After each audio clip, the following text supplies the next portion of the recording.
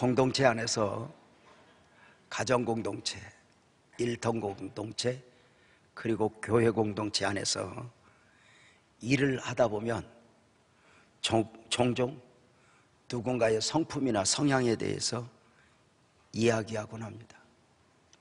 저 사람은 어떤 사람이야? 저 사람은 그렇지?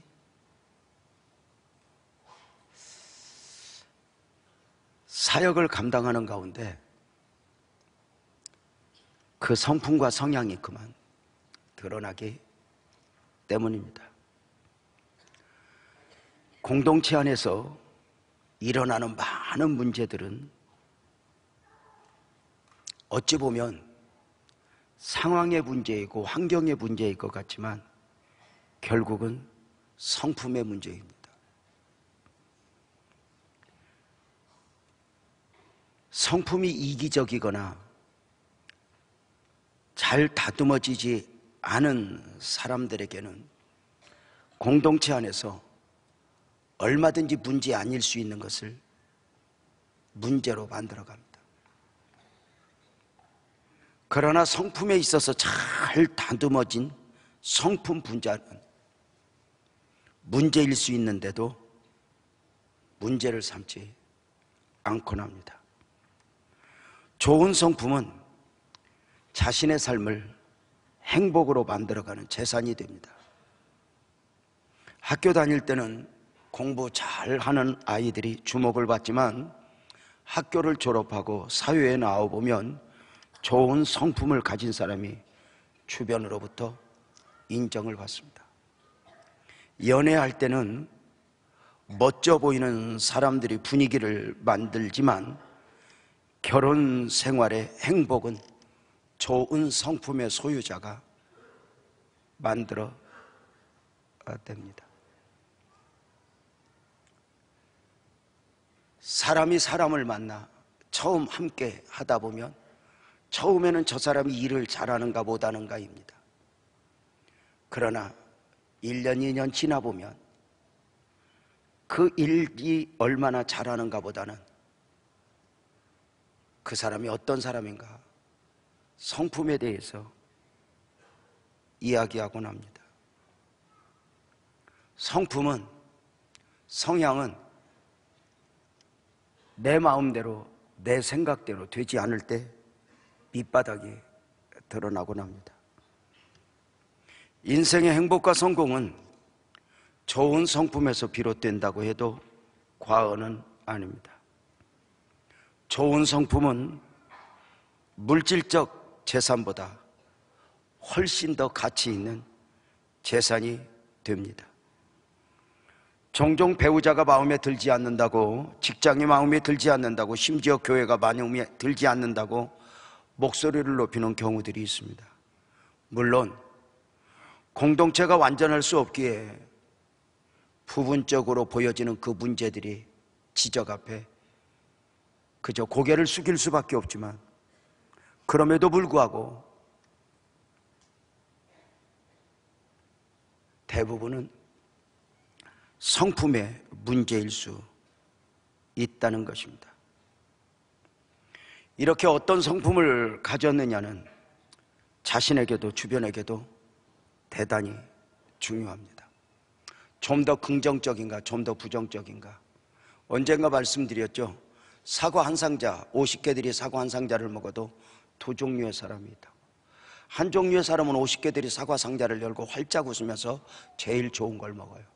40개 중에 좋은 거, 10개 중에 좋은 거, 2개 중에 좋은 거, 그리고 하나. 또 한 종류의 사람은 50개들이 사과 상자를 열고 여기저기 다 뒤져서 제일 상한 거 하나 먹어요. 그리고 40개 중에 안 좋은 거, 10개 중에 안 좋은 거, 2개 중에 안 좋은 거, 그리고 하나. 똑같은 사과 한 상자를 먹어도 한 종류의 사람은 좋은 것만 먹었고 한 종류의 사람은 썩을 것만 먹었다는 것이죠. 어떤 성품을 가졌느냐 중요하죠. 성품으로 자신의 인생길이 수월하게 풀어가기도 하지만 쉽게 갈 수 있는 길을 스스로 어렵게 만들기도 합니다. 잘 다듬어진 성품으로 자신의 삶을 빛나는 인생으로 그려내기도 하지만 얼마 전 뉴스에 화제의 인물이 되었던 양진호 회장처럼 그 성품으로, 그 성향으로 자신의 인생을 스스로 망가지게 하는 경우를 우리는 봅니다. 성품 부자가 진짜 부자라는 말이 있습니다. 좋은 성품에 은혜로 포장하여 살아갈 수 있다면 그 한 사람으로 인하여 가정이, 교회가, 그리고 내 일터가 행복할 수 있지 않을까? 나는 마음이 온유하고 겸손하니, 스스로 자신을 그렇게 말씀하셨던 우리 예수님은 성품에 있어서도 완전자이고 모범자입니다. 성탄을 앞두고 지켜지는 대강절 두 번째 주일입니다. 오늘 함께 읽은 말씀은 기원전 700년 이사야 선지자가 보았던 오실 메시아에 대한 예언입니다.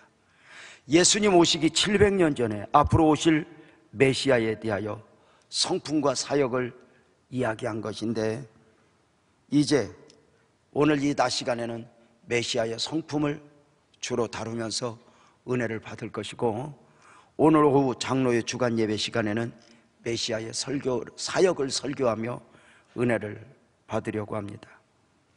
모든 사람에게 있어서 메시아의 영접은 선택의 문제가 아니라 절대 필요입니다. 죄와 사망 가운데 있는 인생들의 구원을 위해 메시아는 성령으로 잉태되셔야 했습니다. 메시아가 성령으로 잉태되셔야 했던 이유는 죄 없이 사람의 몸을 입고 오셔야 했기 때문입니다. 지난주에 설교한 대로 메시아는 마리아의 몸에 성령으로 잉태되셨으니 일방적 잉태였습니다. 마리아가 예수님을 잉태한 것이 아니라 예수님이 성령으로 말미암아 마리아의 몸에 잉태되었다는 것입니다. 똑같은 방식으로 우리가 예수님을 영접한 것이 아니라 어쩌면 내 안에 이미 예수님이 성령으로 말미암아 영접되어지신 것입니다. 죄 없이 마리아의 몸에 성령으로 잉태되셨던 주님은 똑같은 방식으로 성령으로 말미암아 우리 안에 영접되어지심 가운데 우리 안에 죄와 사망의 문제를 해결해 주셨고 말입니다. 예수님을 영접하셨습니까? 예수님을 믿으십니까? 이것이 믿어진다는 것은 놀라운 것이죠.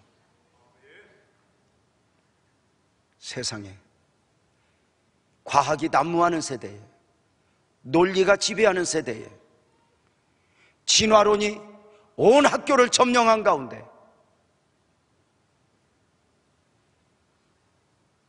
하나님의 창조가 믿어진다?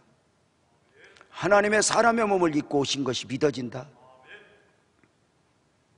그분이 고난받으시고 죽으시고 부활하셨다, 승천하셨다, 다시 오신다, 이것이 복음 전체가 믿어진다? 이것이 사람으로 말미암음인가? 아니죠. 절대로 아니죠.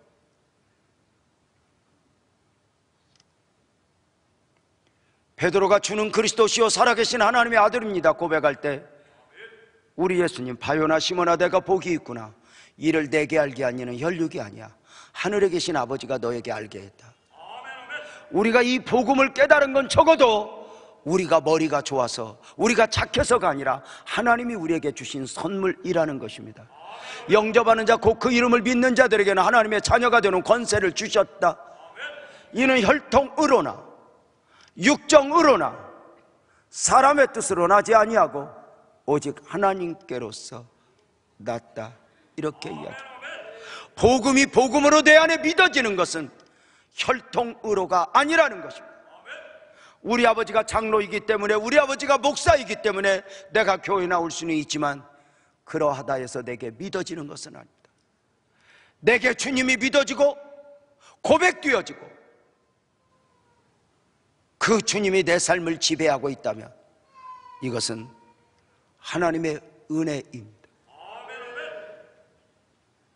교회 문이 열려 있으니까 아무나 와도 좋소 노래하니 언제든지 누구든지 믿고자 하면 믿을 수 있는 것 같지만 아니요, 데살로니가후서 3장 2절에 보면 분명히 말씀하시기를 믿음은 누구나의 것이 아니다, 이렇게 말합니다.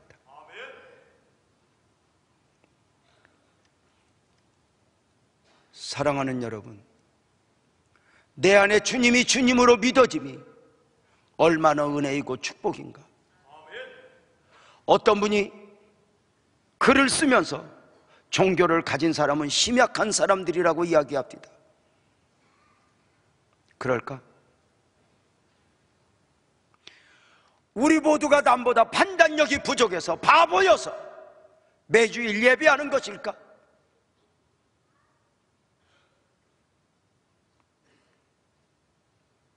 사람들은 메시아를 환영하지 않습니다.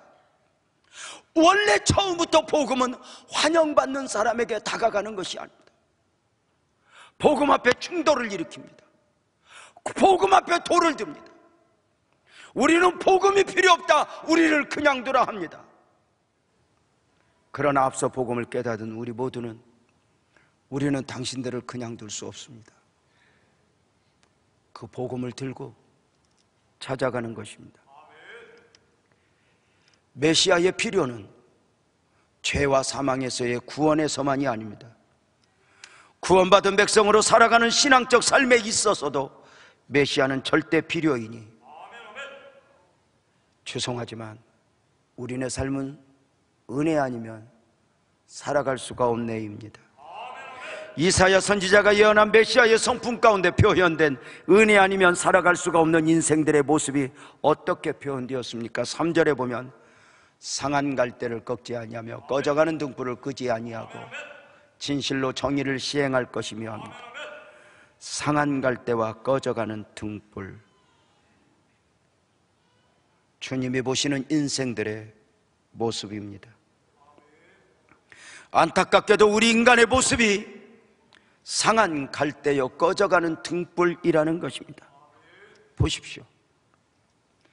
갈대는 그냥 두어도 연약한 모습인데 그 갈대가 상했다면 무슨 희망이 있겠습니까?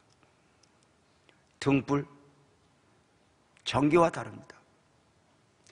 일정 시간 지나면 그 기름이 말라 꺼질 터인데, 지금 불이 밝혀 있다 해도 한계가 있는데 그 등불이 꺼져가니 무슨 희망이 있겠습니까? 안타깝게도 우리 인간의 모습이 그 상한 갈대요 꺼져가는 등불이라는 것이니 이것은 메시아의 시각에서입니다. 인간의 시각은 아직도 인간들이 대단한 것으로 착각합니다.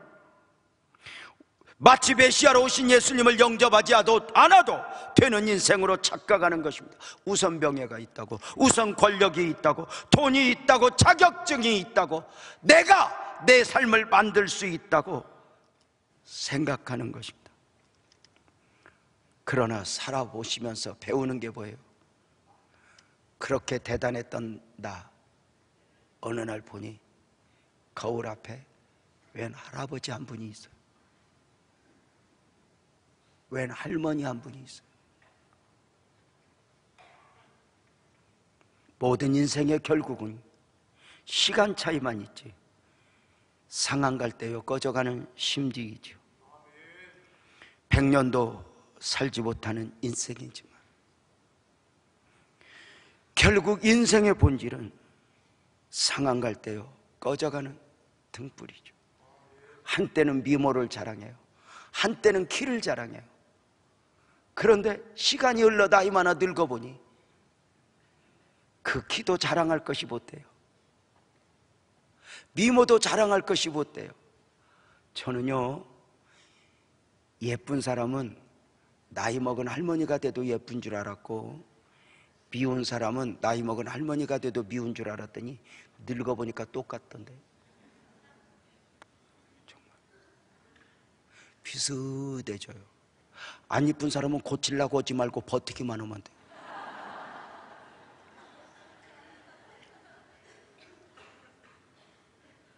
아니, 안 이뻤던 할매도 나이 먹으니까 예뻐져. 이뻤던 할매도 영원한 게 아니야. 그래서 여러분, 연세 드신 할머니한테 누가 이쁘다고 하는 거 봤어? 아이고 젊었을 때 이뻤겠네 그러지.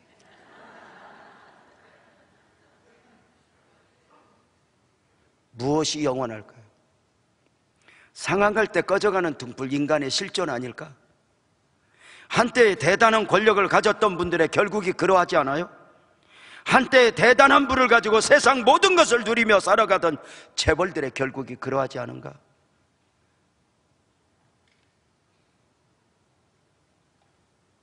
비행기를, 전용기를 타고 다니며 몸이 12개였으면 좋겠다고 3개를 두고 다니지만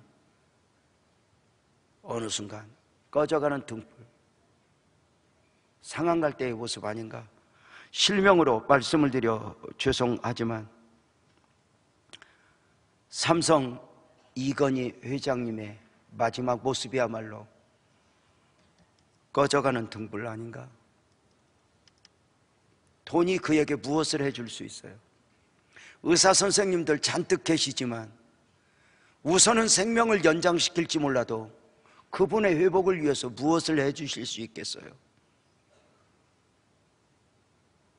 사람은 절대로 가난해서 출세하지 못해서 상한 갈 때와 꺼져가는 등불인 것이 아닙니다. 이것이 인간의 실존이니 상한 갈 때와 꺼져가는 등불로 보여질 수밖에 없으면 환경의 문제가 아니라 결국 영적으로 죄와 사망에 매여 살아가기 때문입니다. 모든 인생에게 메시아 되신 예수님이 절대 필요한 이유입니다. 죄와 사망이 다스리는 세상에서의 삶은 결국 상한 인생이요 찢겨진 인생이 되게 한 것입니다. 우선은 돈 좀 있으니 이 돈으로 하지만 지금 상태에서 10년, 20년 지나보면 그 돈이 나에게 무엇을 해줄까?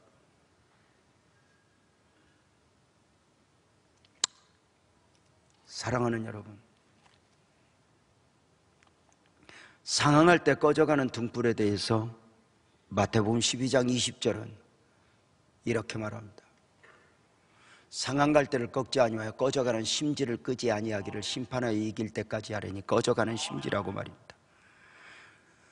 등불은 등잔 안에 있는 기름을 공급받아 심지를 통해 불을 밝히는 것입니다.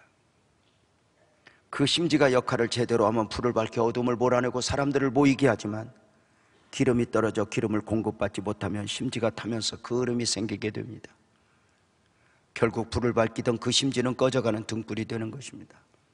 옛날 등잔을 사용해 보신 분들 있을 줄 압니다. 저희 세대가 참 복이라 싶은 것은 어려울 때도 있었고 지금의 화려함도 이렇게 경험하며 살아갈 수 있다는 것입니다. 저는 초등학교 5학년 때까지 시골에서 살았습니다. 전기가 들어오지 않는 마을이었죠. 전기가 들어오지 않는 마을, 해만 넘어가면 칠흑같이 어둡고 그 등잔불 하나도 왜 그렇게 밝아 보였는지, 거기에 호롱불 하나가 탁 이 마루 위에 걸려있다 그러면은 정말 다 보일 정도로 환했다 싶어요. 그것도 기름 아낀다고 늘 끄라고 구박받고.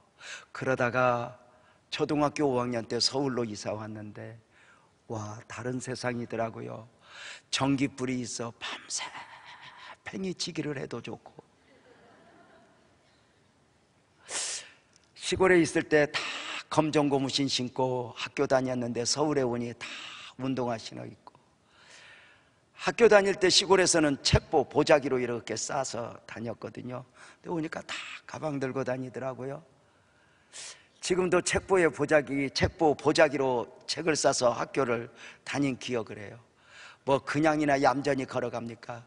돌돌 말아서 뒤에 베고 막 뛰어서 장난하고 놀다 보면 책 한 2권이 없어. 얼마나 그 필통에서 연필이 충격을 받았는지 다 마디마디가 끊어져 있어요. 여러분, 심지가 오래되어 까맣게 타버리면 어느 순간 기름을 많이 채워도 불이 붙지 않게 됩니다.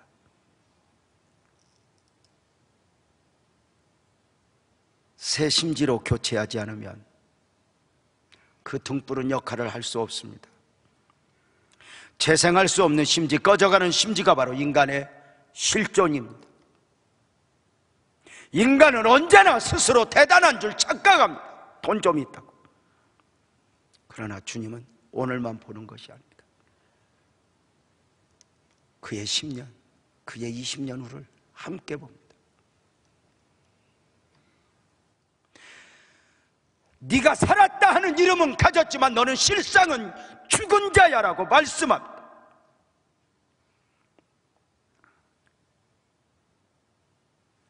여러분 안에 해답이 있겠습니까? 처음 주님을 만나 제자들이 되었던 제자들, 그들도 상한 갈대들이었으니 멀쩡한 사람들이 없었습니다. 베드로만 보아도 처절한 실패자의 인생이었고, 그 상한 갈대여 꺼져가는 등불의 모습 같은 데서 제자로 새로운 삶을 시작하게 됩니다. 주님을 만나서 말입니다. 부자 삭개오가 그래했고, 남편을 5번이나 바꾼 사마리아 여인 또한 상한 갈대였습니다. 처음 주님을 만날 때 여러분의 모습은 어떠하셨습니까?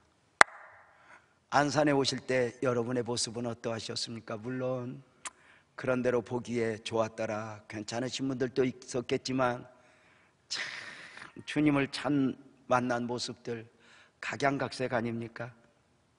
지금은 괜찮아 보이지만 지난 30년 빛나교회 역사 가운데 보면 지금도 그 모습들이 이렇게 눈에 그려져요. 얼마나 상처받은 영혼들, 지친 영혼들이 교회 안에 오는지. 처음에 교회를 개척하고 지금 장로님이지만 그때 당시에 준윤석 집사 가정, 유재룡 집사 가정 함께 만나서 이렇게 교회를 개척을 시작하여 섬기는 가운데 성도들이 오는데 정말 죄송합니다. 어쩌면 그렇게 하나같이 멀쩡한 것은 없습니까? 어쩌면 상한 갈대여 꺼져가는 심지의 모습들로 오는지. 아까 2부에 別도 소개했지만 그 두 가정과 더불어 예배하면서 지금 남아있는 성도들 중에 제일 먼저 그 지하실에 등록했던 사람이 김창남 안수 집사입니다. 당시 그분이 안산에 빌려 그저 어떻게 살지 막막한 가운데 왔지만 딸이 대시야, 명옥이 세화, 평화, 진화. 지금이나 되면 딸 여럿이어도 괜찮지만 당시 딸 넷은 왜 사는지 모르는 집입니다. 눈물로 온 그를 감싸요. 애들만 키우면 재산일 것입니다. 집사님들 포기하지 마요. 기도 포기하지 마요. 누가 인정하지 않아도 그 목사 말에 순종하여 눈물로 새벽 예배 드리고 지금까지 드려줘. 누가 알아주지 않아도 그 딸내 시집가서 다 행복한 삶 누리고 있고, 이런 거 보면 은혜 아니에요? 한 사람 한 사람. 우리 교회 구두성 권사님 처음에 여기 도리섬 출신들 많아. 지금 여기 호수공원 쪽에 도리섬이라고 있었어. 그림 그려질 거야. 처음에 구두성 권사님 교회로 왔더니 술에 쩔었어. 소주병을 들고 신방을 갔더니 남의 집 대문을 아침부터 두드리고 있어. 그런 분들이 한 분 한 분 오셨어. 우리 저 백광현 장로님 손 한번 들어봐요. 손 한번 들어봐. 괜찮아? 우리 저 백광현 장로님 지금 저렇게 이제 노년에 힘없지, 한때 젊을 때는 백광현 장로님이 얼마나 힘이 센지 잡으면 다 부러져. 우리 장로님이 나성 깡패 출신이야. 우리 장로님 처음에 교회 오셔서 한 걸음 같이 하는데, 세상에 어느 날 예배 드릴 때 뭘 홀짝홀짝 마셔서 이렇게 페트병에 물 담아와서 목이 마른가 보다 그랬더니 소주를 담아와서 홀짝홀짝 마시다 예배 마칠 때쯤이면 은혜가 넘쳐갖고 불그스름하니 다 눈물로 자살하겠다고 말하는 분들, 상처받은 영혼들.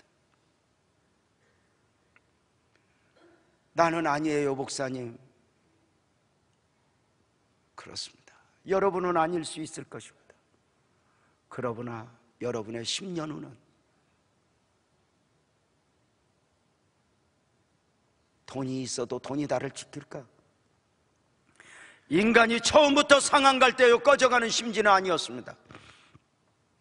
처음 창조된 사람은 하나님 보시기에 좋았더라, 하나님의 기대였습니다. 생육하고 번성하고 땅에 충만하심의 사명도 품었습니다.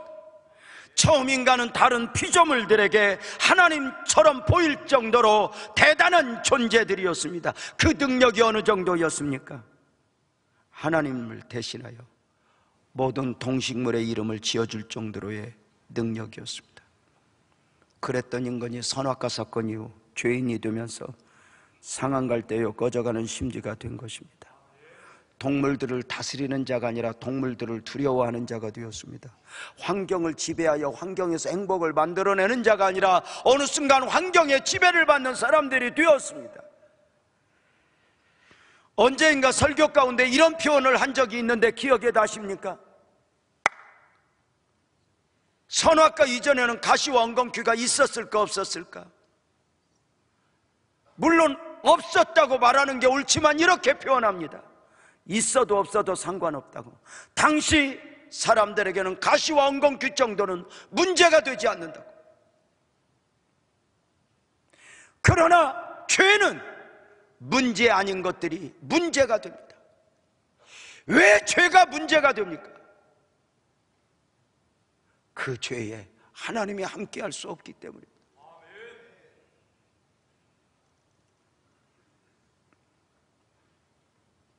사랑하는 여러분, 오늘 우리네 삶을 보노라면 얼마나 순간순간 가시와 엉겅퀴가 우리의 삶을 얽히게 만듭니까?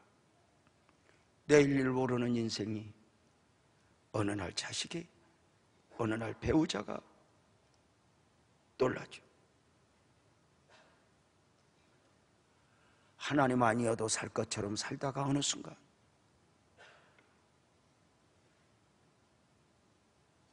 결국은 꺼져가는 심지 상한 등불이 되어있는 나 자신을 봐요.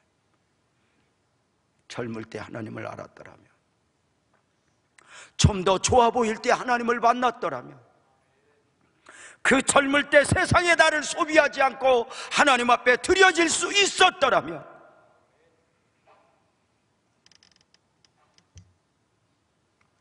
사람의 모습을 열왕기하 5장에 나오는 나아만 장군의 모습에서 확인합니다.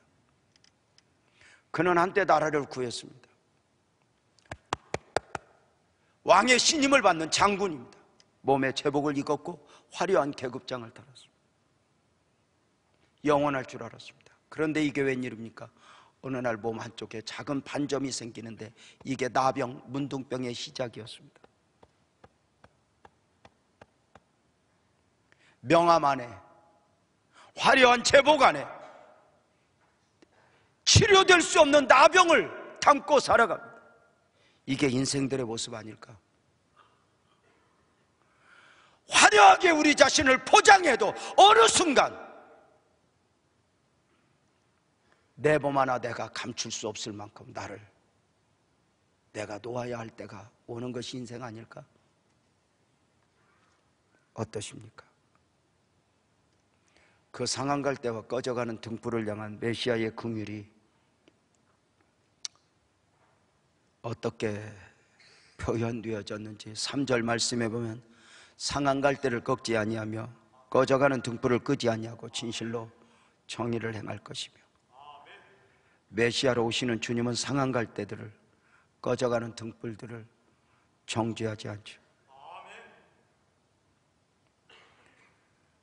희망 없어 보이는 상한 갈 때 꺼져가는 심지의 인생을 함부로 하지 않죠. 여호와 보시기에 존귀한 자라 귀하게 여겨주죠. 아무리 대단해 보여도 주님의 시각 앞에서는 이 땅을 살아가는 모든 사람들은 상한 갈 때요 꺼져가는 등불일 뿐이죠.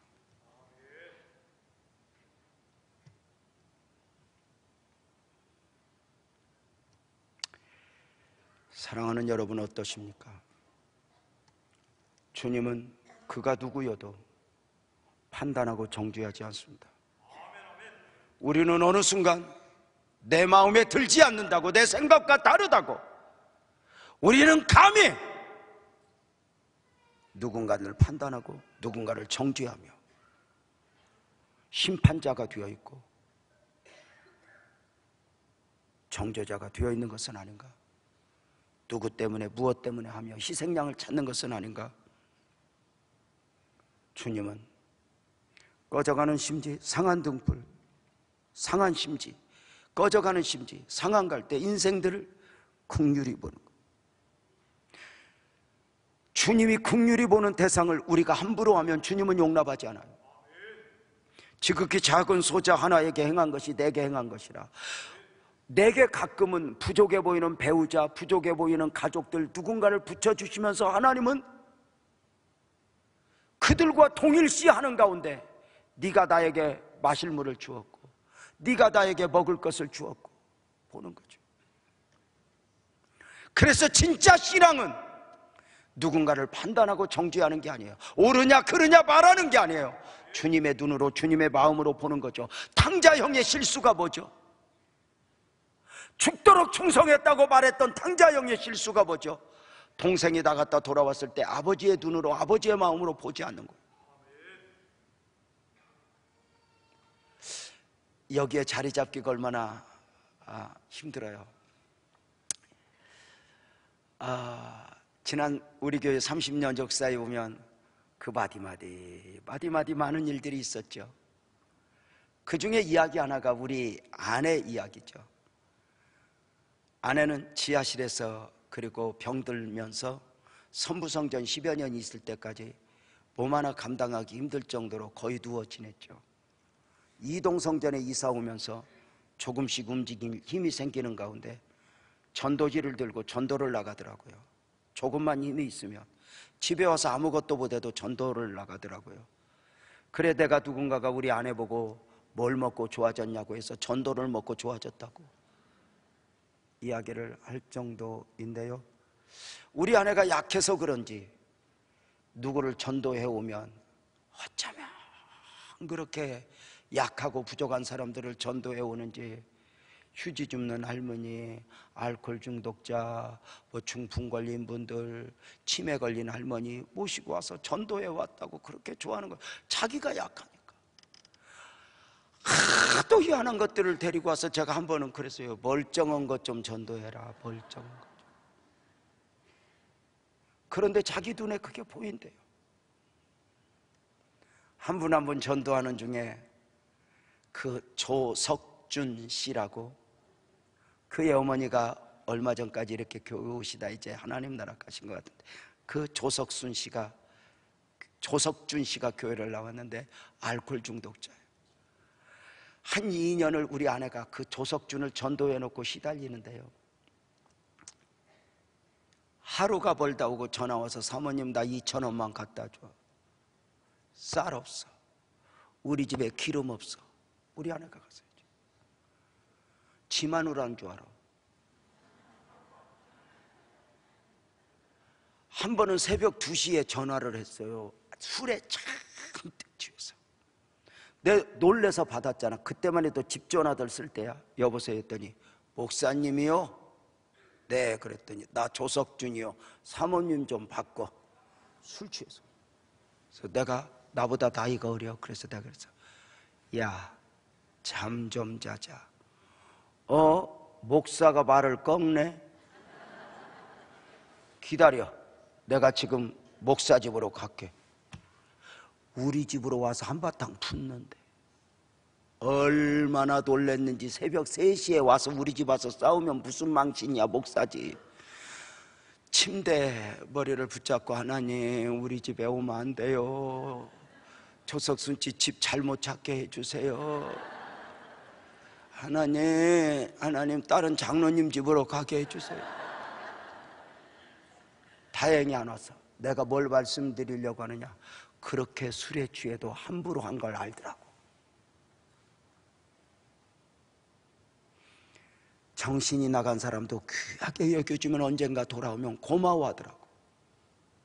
자식들 사춘기로 이상할 때 그 정신 나간 놈들이거든. 엄마가 사랑해주고 사랑해준 걸 그때는 몰라. 나중에 제자리 잡고 알지. 씨름이죠. 그 다음 주일날 만났는데 나는 잊어버린 줄 알았어. 목사님, 나한테 꺾었어? 그러더니 이래, 내가 여기 교회 불질러 버릴 거예요. 술 기운에 무슨 짓을 못합니까? 하나님, 불나면 안 돼요. 기도 엄청 했네. 그러다가 그가 어느 날 주님 품에 이렇게 갔어. 그 다음에 전도한 사람이 강세훈 할아버지라고.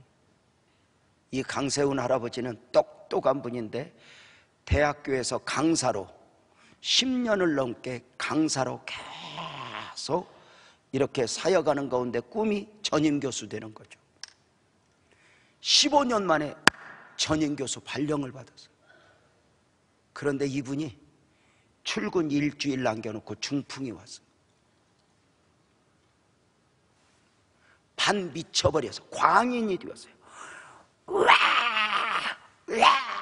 닥치는 것마다 부시고 하루하루 사는 중에 10여 년 섬기던 아내는 죽고, 당시만 해도 요양시설이 잘 알더니 그런 할아버지 가난한 집은 어디 모실 수도 없어. 집에 죽을 때까지 데리고 살아. 아들 며느리가 방 두 칸에 살면서 교회 뒤에서 강세훈 할아버지 방에 넣어놓고 문 잠궈 놓고 오강 넣어주고 식사 때도 밥 한 끼 넣어주다가 일주일에 한 번 그 강세훈 할아버지 휠체어를 들어서 밖에 햇빛줄하고 내놓고 파출부 도우미 불러서 방 청소를 하는데, 그 밖에 내놓은 날 우리 아내가 전도를 한 거예요. 할아버지 교회 가시죠? 가고는 싶은데. 그럼 오시죠. 누가 나를 데리고 가야지. 제가 모실게요.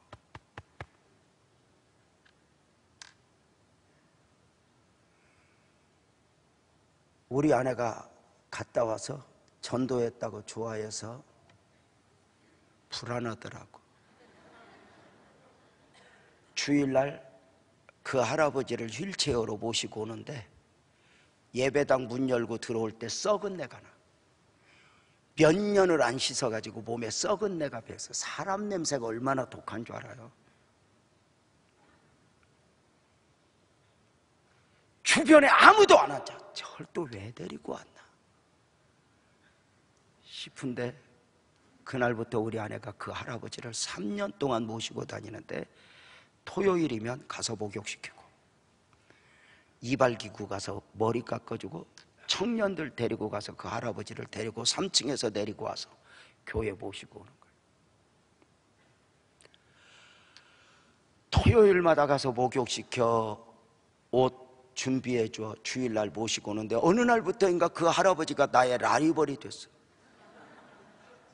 우리 아내가 나도 목욕시켜 준 적 없어. 문제는 그것보다는 거기만 갔다 오면 쓰러져서 아무것도 못해. 그 약하면 그 할아버지가 밉더라고. 미운 사람은 안 죽어요. 며느리 여러분, 시어머니 미워하면 안 죽습니다.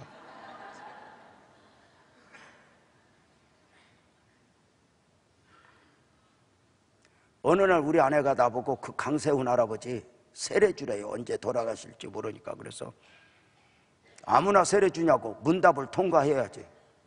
그랬더니 그 아내가 가서 세례 공부를 시켰어. 세례 공부를 시켜서 나한테 문답을 하고 일제에 끌고 왔는데 냄새도 나고 그래서 아무거나 물어봤더니 대답을 못 하더라고. 그래서 세례 안 줬어.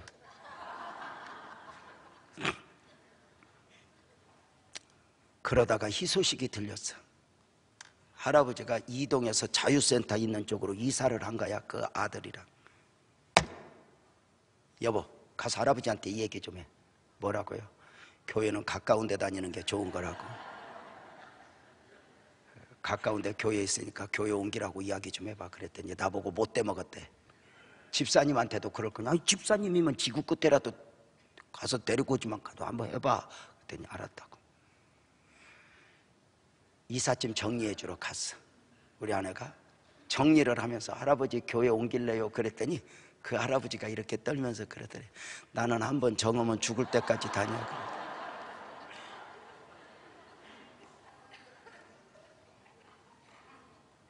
그리고 어느 날 그 할아버지 모시고 주일날 식사 드리고 갔다 오더니 드러누워서 끙끙 앓고 저녁 예배도 못 가는 거예요.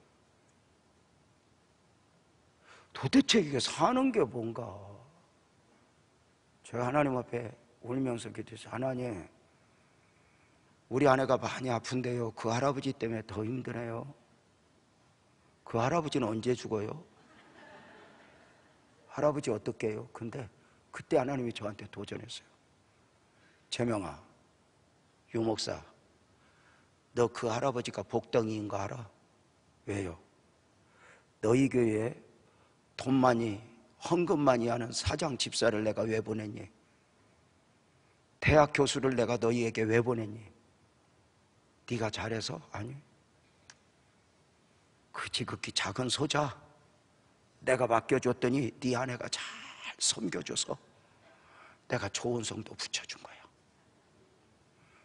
그는 복덩이야. 제가 한참으로 얘기했어요. 주일날 아직도 할아버지가 뭐 사랑은 안 되지만 그래도 주님의 음성을 들었던 바, 주일날 3년 만에 처음으로 할아버지를 가서 안아줬어요. 할아버지, 그랬더니 할아버지가 왜 이러세요? 그래. 내가 미워하는 걸 알아. 그래서 내가 그 할아버지 끌어안고 그랬어. 할아버지 미안해. 내가 할아버지 미워했어. 할아버지 나 용서해줘. 그랬더니 할아버지가 함께 울면서 아니요 목사님, 내가 안 와야 되는데 왔어. 무슨 소리예요 할아버지? 내가 이곳에 올 수 없어. 난 자격 없는데 알아. 근데 밥 한 끼 먹겠다고 오는 거예요. 우리는 어느 날 자격 있는 자가 되는 거 아닌가? 그 할아버지 꼭 안아주면서 이렇게 막힌 담이 흘렸고 3개월 만에 할아버지 하늘나라 갔어. 그때 내가 깨달은 건 조금 일찍 더 사랑했으면 할아버지 조금 더 빨리 갔을 텐데.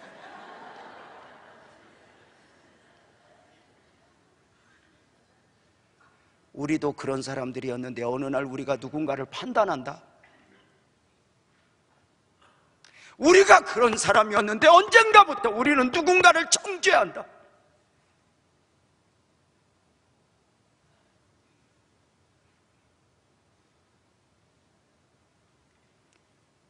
지금 나를 가지고 그러나 너의 옛날은 아니, 옛날부터 좋았어. 그럼 너의 미래는? 영원한 사람이 있어?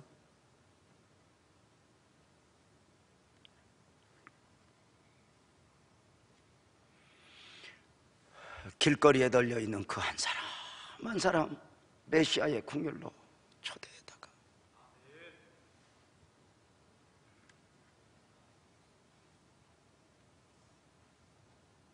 가끔 우리 성도들 자녀들이 엄마 아빠 몰래 내게 기도받으러 와요. 중학생들, 고등학생들. 그러니까 부모들이 보기에는 쟤들이 무슨 생각이 있나 그렇지만 표현 방법이 달라서 그렇지 쟤들도 다 걱정이 많아. 내 방에 와서 목사님 나는 꿈이 없어요. 제가 꼭 붙잡고 얘야, 목사님도 꿈 없어서 괜찮아.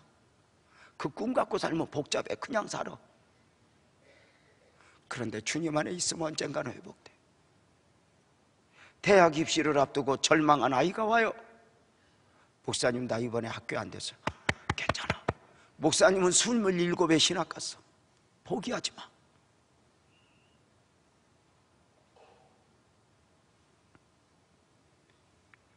주님은 꺼져가는 등불, 상한 갈 때 인생을 불러다가 그냥 두는 게 아니에요. 그들이 메시아의 기대, 주님의 기대라는 거죠.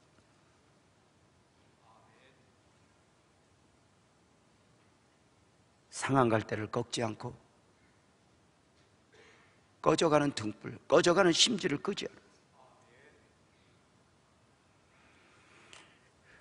주님은 어떤 사람이라 해도 저들을 한 번도 꺾지 않았어요.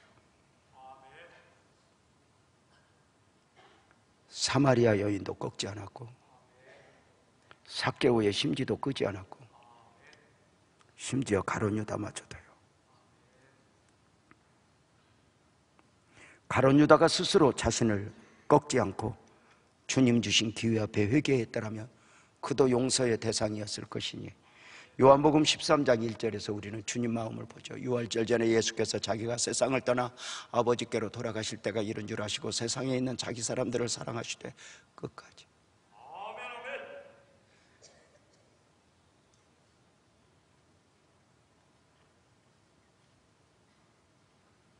사람들은 상한 갈 때는 치워버려야 한대요. 꺼져가는 등불 바꿔버려야 한대요. 너는 안 돼.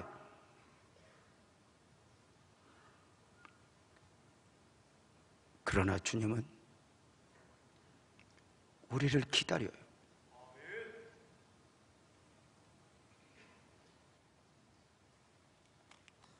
우리를 끝까지 기대하셔. 그래서 우리가 알아야 할 것은 우리 자신을 스스로 꺾으면 안 돼요. 주님 주신 비전, 주님 주신 마음 담고 살다가 내가 조금 힘들다고, 내가 좀 어렵다고 스스로 꺾으면 안 돼요.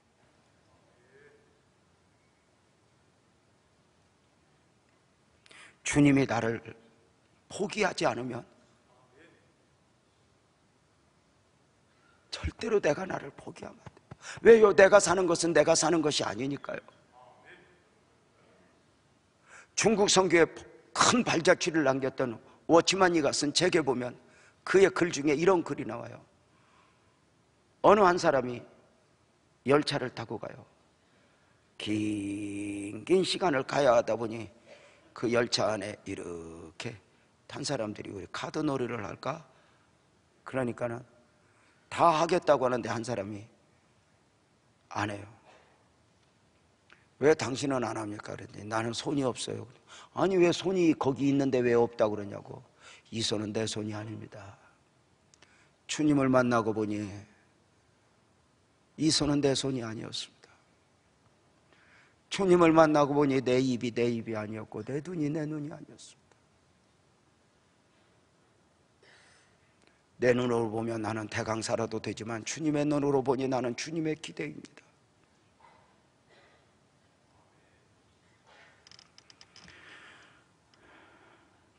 여러분과 함께 이 찬송 하나 하며 설교 마치고 싶어요. 나는 하나님의 자녀. 조금 높여서 조금 빨리 이 찬송 하나 다시 한번 하고 이제 말씀 마치려고요. 찬송합시다.